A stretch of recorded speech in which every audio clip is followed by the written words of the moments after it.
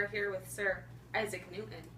Newton, Yeah. tell us a little bit about your background life.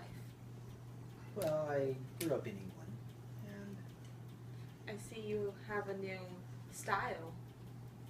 I have become westernized, and thus I lost my accent. Interesting. How long have you been alive since you have died? Resurrected, perhaps? Yes. Well, it's been quite some time. Hundreds of years ago, I was at rest. I was actually an object at rest, if you will. And an unbalanced force, as we know, doesn't stay at rest, and awoke in me, and here I am today. Interesting. Well, would you mind telling us about your first law of motion?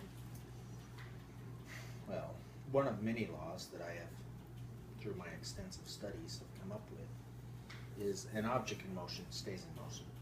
An object at rest usually stays at rest, except in my case. And, unless it's acted upon by an unbalanced force. Thank you. Let's look at a segment about Newton's first law.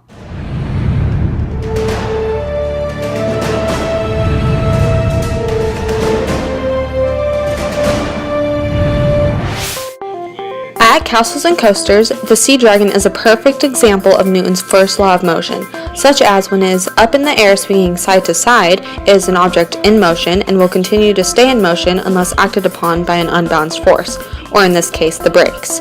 And when the sea dragon is not moving at all, it is an object at rest, and unless acted upon by an unbalanced force, then it will continue to stay at rest for as long as it can until acted upon by an unbalanced force. Well, that was an interesting segment about Newton's first law of motion. Newton, why don't you tell us about your second law of motion? Well, I explained the first law of motion. The second law of motion basically states an object accelerates in a direction of unbalanced force. Okay. And then the more mass, the less acceleration. And the more force, the more acceleration. Makes sense. Let's watch a segment about Newton's second law of motion.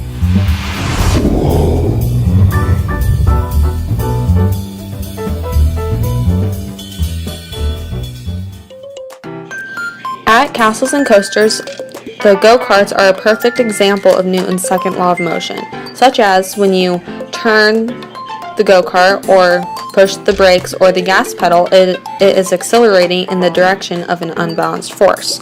Or, the more mass on the go-kart, the less it will accelerate, and the more force on the go-kart, the more it will accelerate, such as when you push the gas pedal more, it will accelerate more. That was a great segment about Newton's second law of motion. Why don't you tell us about your third law of motion? You bet. The third law of motion basically states, for every action, there is an equal and opposite reaction.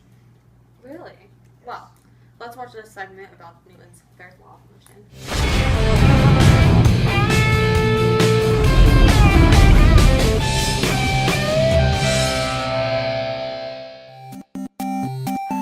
At Castles and Coasters, the Desert Storm is a great example of Newton's third law of motion. The roller coaster gives off a force against the metal safety system, but the metal safety system gives an equal force to stop the roller coaster from flying off. The safety system and the roller coaster safety system gives off an equal and opposite force.